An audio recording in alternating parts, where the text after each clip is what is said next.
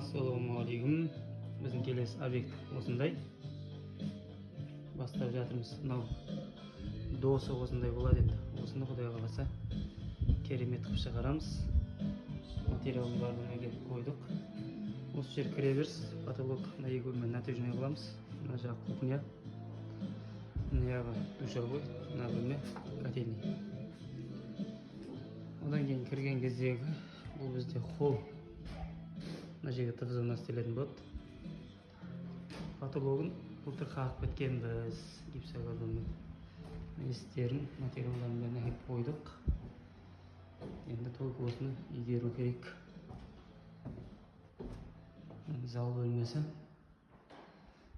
Құдай қаласа барлығын четко қылып шығаратын боламыз.